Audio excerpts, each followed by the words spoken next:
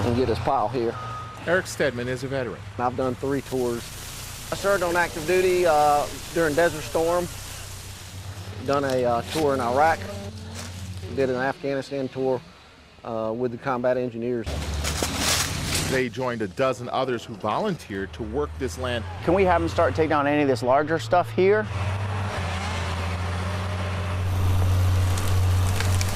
Donate it to the Patriot Charities, which is building homes for wounded and injured vets. Because they did their sacrifice and we should do ours. A way to thank them. I believe we have certain freedoms that are because of the sacrifices made by the men and women in our armed forces. There we go. Several groups working together. I hate the ones that the bush hog knocks over and just doesn't cut. Today, the first part. The plan is to clear this entire lot. Eventually, there'll be 5 homes here, but right now the goal is to get 2 started this year. And then we'll get our foundations poured in slabs probably around June. Giving back to those who gave so much. They can now go forward and, you know, have a better quality of life. In Denver, Richard Devane, NBC Charlotte. 17-year-old Taylor Wilson's physicist mentor can keep up with Taylor walking down a hallway, but not always in a conversation. I mean, he's always at least 2 steps ahead of me. Big steps. And I saw these big detectors that are called Cherenkov detectors. And I basically applied the Cherenkov technique to neutron detection, which had never been done before. If you're not exactly sure what Taylor just said, we're not either. What matters, though, is that breakthrough he just mentioned led to this, the Farnsworth Fuser.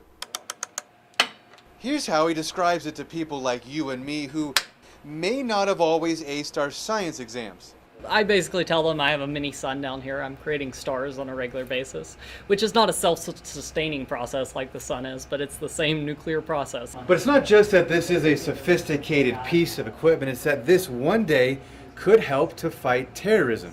And I'm looking, you know, in a less than 5-year time frame to have these deployed at a lot of ports. This fuser can detect nuclear, chemical, and biological weapons, and the Department of Homeland Security wants to use Taylor's model, which, when developed, could scan millions of cargo containers quickly at U.S. ports. And he says that would save the country millions. Quite the feat for a 17-year-old. Some people think so, yes. But after all, this is a kid who breathes physics. You have dreams about nuclear science? I do indeed. His mentor has been a physics professor for decades. I can tell you, he's one of a kind. President Obama will get to see that on Tuesday. That'll be something I take to show the president. From the UNR campus, I'm Andrew Del Greco, News 4.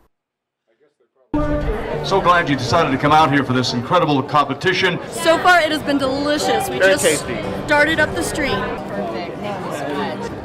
We are ready. Thank you. Go. Thank you very much. Thank you. Well, once you've tried the best, you'll know that this is the best. We go all over the West Coast, down to Texas. All right. Enjoy. We're out until 10 o'clock tomorrow.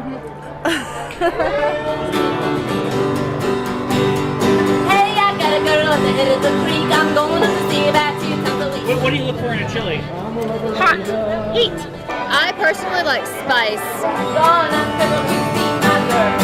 Sweetness at first, little bite at the end. It's sort of lasting bite. The meat. Yeah, good steak. The meat is a good steak. Gonna cripple kick, gone anywhere. Gonna cripple kick, see my girl. This is PJ's Howlin' Dog Chili, and we call it Howlin' Good. We like to say bon appetit. You know, it's very fun. It's one of those things that you work with and constantly adjust. Should I cup? I think you should come. I shall cup. We really love it here. Last year was our first year, and of course we'll be coming back again and again. We really like it up here.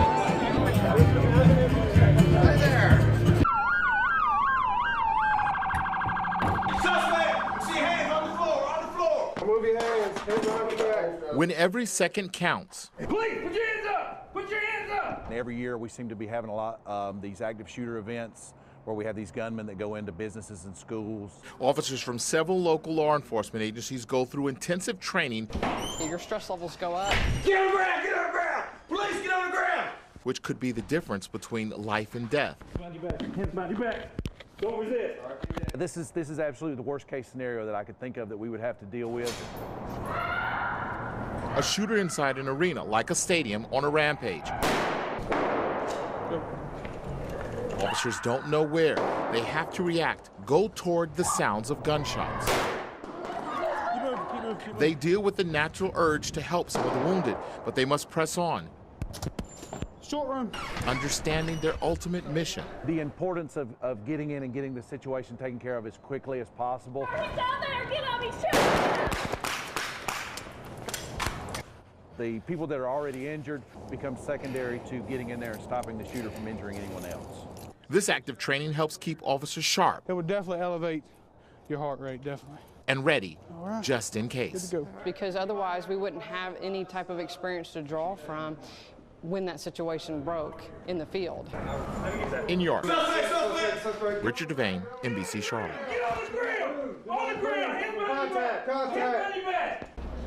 Concourse A, a family waits. Waiting for my sister. For a little girl traveling a long way. From Afghanistan. She is one of 19 children arriving today from the war-torn country. Been prearranged to stay with host families for 6 weeks during the summer to experience America, but most importantly to build peace on a foundation of health. Solace for Children connects children with host families. We're helping these children that have been injured through war or through natural causes. Children like Farida. Farida's here. She was in an explosion where some of her siblings were killed, and she was severely injured, and so she has lost an eye. We're working on a prosthetic eye for her, and then some of the scarring and the shrapnel that may still be within her. So. Are you excited? Yeah. Today, Farida is waiting for her sister. Oh, there she is. Yeah, there she is. Oh, look at Farida. Yeah, the one with the pink backpack. Today, there will be many emotional reunions. And after 6 months, today Farida and her sister are together again. She's living with another family, but we're all real close, so they'll get to spend plenty of time together. Farida takes pictures. And I know her. And makes plans. Going to the beach. And when she says goodbye to her sister today, she knows she won't have to wait so long to see her again. It's humbling, yet it's a great feeling to know that you've had a positive impact on somebody's life that's been through such trauma.